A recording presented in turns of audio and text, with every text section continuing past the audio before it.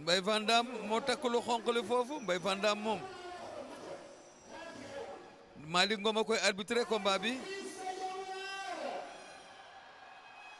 Fils de Dionewar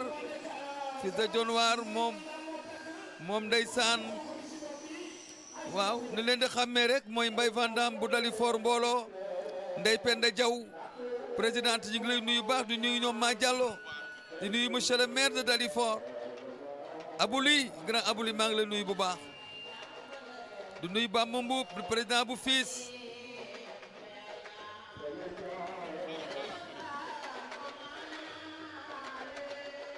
waaw coach baa ngi wax ak moom en tout cas dëkk boobu mu tudd Dionewar dëkku lamb la Dionewar nekk na dëkk boo xam ne lamb rek moo leen ñor waaye mi ngi bëre xale boo xam ne Dalifort la bàyyi ko nga xam ne Dalifort ay ndaanaan rek a fa nekk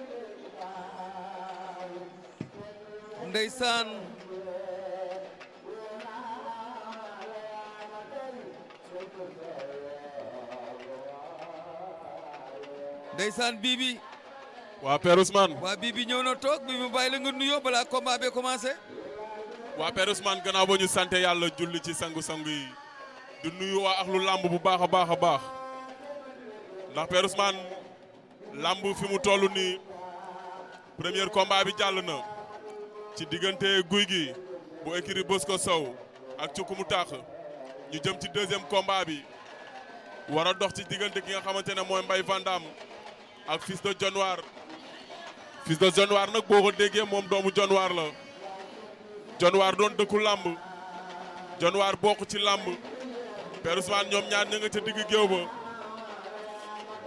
Mbaye Van Dam moo tax pelle bu xonq bi ci bopp bi. waaw moo ñu wan ginnaaw. ñu jàkkaarloo ki nga xamante ne mooy Fils de Dionewar.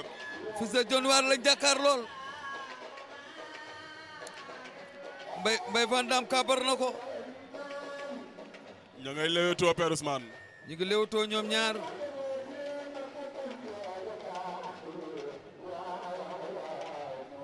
Mbaye Van Dam bu Dalifort ak Fils de Dionewar bu Pikine Wakhinane. waaw tibb na suuf ku ci ne tibb nga suuf. ñu ngi loxo yaa ngi laalante bëgg naa ko ci lewaatoo loxo yaa ngi laalante bëgg naa ko ci lewaatoo. Père Ousmane Fils de Dionewar mbërum mbapat la day mbapat bërekat la. Fils de Dionewar daa bëgg a dem de.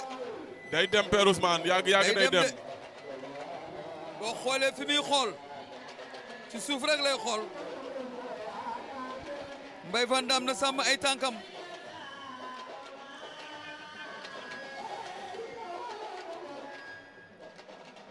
na sàmm ay tànkam jàppante nañu. Fils de Van Dam a ngi dóor na ko mu siggi bàyyante nañu. Mbaye Van Dam Fils de Dionewar. ndeysaan Mbaye Van Dam sànni na léegi benn gauche. waa Père Ousmane dóor yi dul dali day jeexal doole. defal toogaay bi.